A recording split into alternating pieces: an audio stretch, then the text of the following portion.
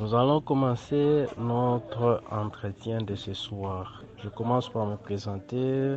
C'est le frère Guy Kalamba SMSM, le conseiller de l'UPFA. Avant toute chose, nous allons d'abord bénir le nom du Seigneur.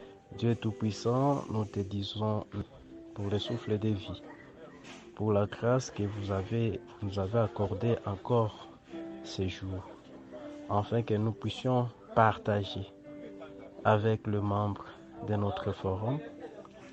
Seigneur, ouvre nos cœurs, car ce que nous allons partager aujourd'hui puisse être le fruit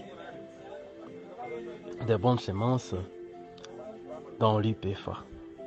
Nous avons ainsi prié au nom de notre Seigneur Jésus-Christ qui vit et qui règne pour les siècles des siècles. Amen.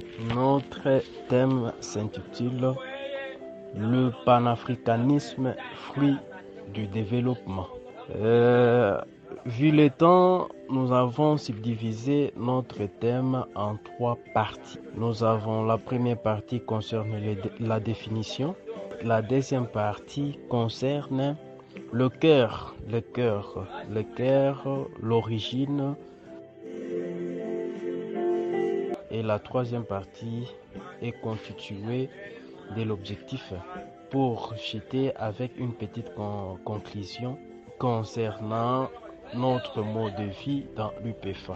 D'entrée de jeu, nous définissons le panafricanisme comme étant un mouvement et une idéologie politique qui promet l'indépendance totale du continent africain.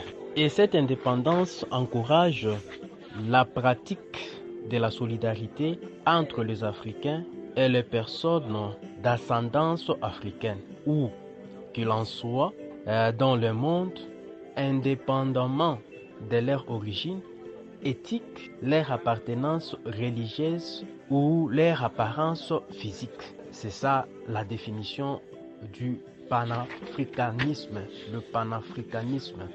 Le panafricanisme est à la fois une vision sociale, économique, culturelle et politique d'émancipation des Africains et un mouvement qui vise à unifier les Africains du continent et de la diaspora africaine en une communauté africaine. Voilà même le bien fondé de l'UPFA.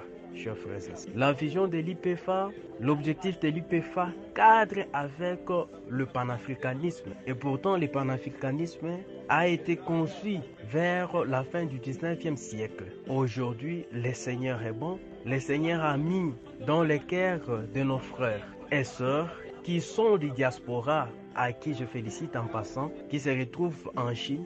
Ils ont eu cette idée-là de réunir encore le peuple, le frère en Christ de partout en Afrique, juste pour concrétiser le mouvement-là du panafricanisme. Donc, dans la logique des choses, nous ne sommes pas hors sujet. Nous voulons en quelque sorte concrétiser ce qui a été conçu jadis.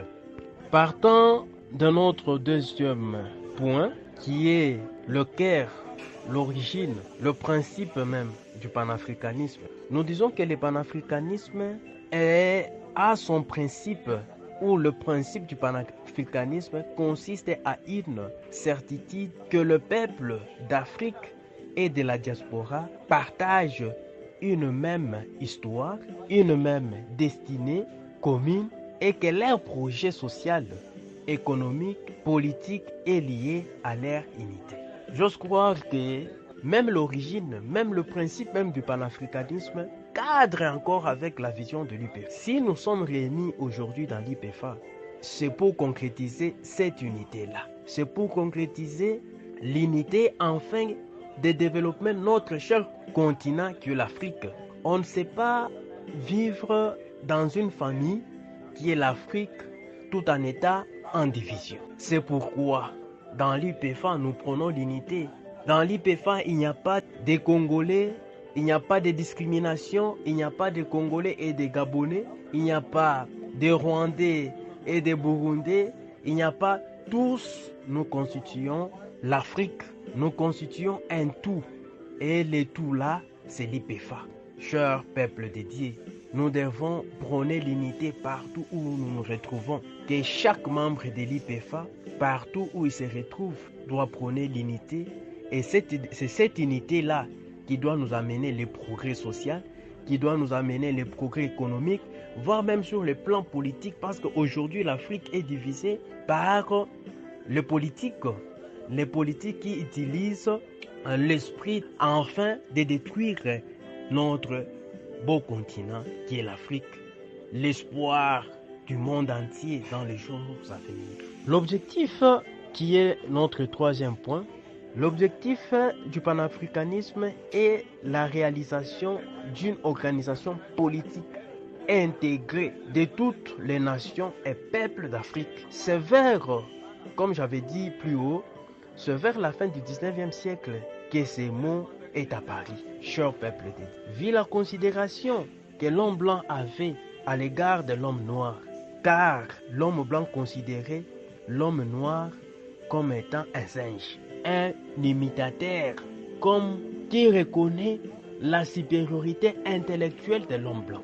Dieu aidant, et ses habitudes annoncent une mollesse naturelle et innée de l'âme. Dans l'IPFA, nous ne pouvons pas prôner cette mollesse-là naturelle et innée de l'âme, car nous savons qu'en Afrique aujourd'hui, nous avons les hommes capables de faire développer notre continent, les hommes capables de booster notre économie. Si nous étions toujours dans ces mêmes contextes, nous ne pouvons pas avoir nos frères qui sont dans la diaspora. Aujourd'hui, il y a des challenges dans la diaspora. Vous allez trouver qu'un noir qui était considéré comme un nègre, il surpasse même le blanc. Il donne des idées. Nous avons aujourd'hui des savants qui sont des Africains. Plus récemment, nous avons appris qu'au Zimbabwe, il y a l'un de notre frère, un frère africain qui a fabriqué un véhicule électrique. Tout ça, c'est pour montrer que l'image que l'homme blanc considérait l'homme noir comme étant un singe, quelqu'un qui admirait et qui considérait l'homme blanc comme supérieur, petit à petit, on est en train de défouler ça au pied. C'est l'esprit de l'IPFA. L'esprit de l'IPFA qui nous amène à se battre, à faire remonter l'Afrique plus haut, à tout faire pour que l'Afrique dans les années 2050 soit une Afrique puissante.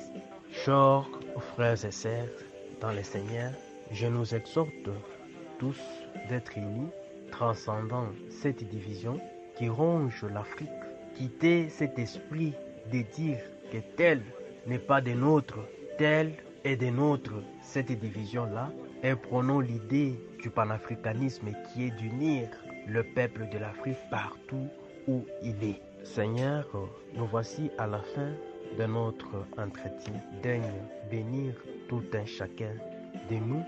Bénis aussi le membre de l'IPFA, tous ceux qui ont la charge de faire booster la vision de l'IPFA, mais à l'IPFA tous les moyens nécessaires pour faire progresser sa vie. Nous avons ainsi prié au nom de notre Seigneur Jésus-Christ, lui qui vit et qui règne pour les siècles des siècles. Amen.